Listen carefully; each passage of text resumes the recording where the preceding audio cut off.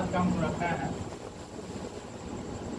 अभी जो भी कुछ होगा वो दो चर वाले रैखिक समीकरण के लिए होगा। यानी चर की संख्या कितनी होगी? दो होगा। जैसे एक सिंपल सा क्वेश्चन लेते हैं उसके अनुसार हम लोग समझेंगे।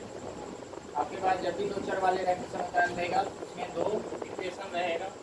जैसे पहला एक क्वेश्चन हम एक समीकरण हमको दे दिया गया है, इनमें से आपको जो भी इक्वेशन आसान लगता है देखने से उसको आप पकड़ लीजिए। इसको पकड़िए जो आसान लग रहा है उसको। जैसे कि हमने मान लिया हमको देखने में थोड़ा सा संख्या के मामले में सर भी ना 4 बड़ा आसान लग रहा है, तो इस हिसाब से हम इसी को पकड़ते हैं। तो x माइनस वाई बराबर में क्या है? अब आपको अगर हम x अच्छा लग रहा है तो x को पकड़ लीजिए, y अच्छा लग रहा है तो y को। लेकिन जिसको पकड़ेंगे उसको बराबर के बायां साइड रखेंगे। तो हमने इसको पकड़ लिया तो x को बायां साइड, और ये अगर एक चर को इधर पकड़ कर रखेंगे तो दूसरे चर को कहाँ भेजेंगे? तो 4 अब प्लस में क्या? तो ये समीकरण आपका 3 बन जाता है। अब असली खेल यहाँ पे ये है कि ये x कहता है कि हम हमारे बराबर में 4 प्लस y है, और इस y के बारे में एग्जैक्ट हमको पता नहीं। हो सकता है y का मान 1 आ जाए, 2 आ जाए, 3 आ जाए, फिर y का मान जो आएगा वो डिसाइड करेगा कि x का मान क्या है। लेकिन एक बात अभी कंफर्म किया हुआ है कि अनजाने में ही सही, लेकिन x बराबर में 4 प्लस में y है। इसका मतलब है x के जगह पे हम 4 प्लस y रख सकते हैं। कौन सी समीकरण में? तो जिस समीकरण को सेलेक्ट हम नहीं किए।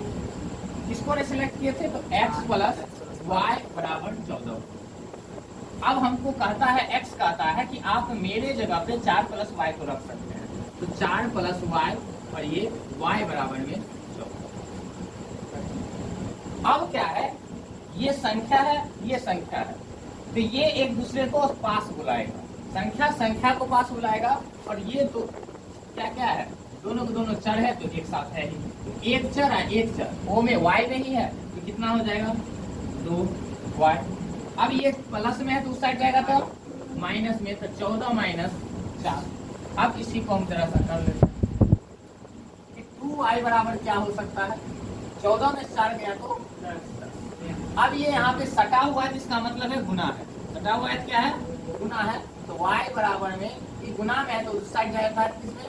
भाग में। तो ये कट जाएगा 5y बराबर में आपका 5। अब जब y का मान पता चल गया है तो हमने यहाँ पे एक समीकरण बनाया था 3। हमने बोला भी था कि y का मान जब पता चल जाएगा तो वो बता देगा x का मान कितना है। तो अब हम यहाँ पे एक बार उस समीकरण को लिख लेते हैं, x बराबर में 4 प्लस y। अब y के जगह क्या रख सकते हैं? 5। तो 4 प्लस में 5 तो कितना आ गया? 9। अतः हम लिख सकते हैं कि x बराबर 9 और y बराबर में 5। अब हमको ये भी पता चलना चाहिए कि x का मान सही है कि गलत है। उसके लिए आपको जो समीकरण पसंद है उसमें रखिए। जैसे x के जगह 9 रखिए यहाँ पे, और y के जगह 5 रखिए, तो 9 और 5 14 होता है, और 14 यहाँ पे है भी। अगर दूसरे समीकरण चेक करते हैं तो x के जगह 9 और y के जगह 5, 9 में से 5 गया तो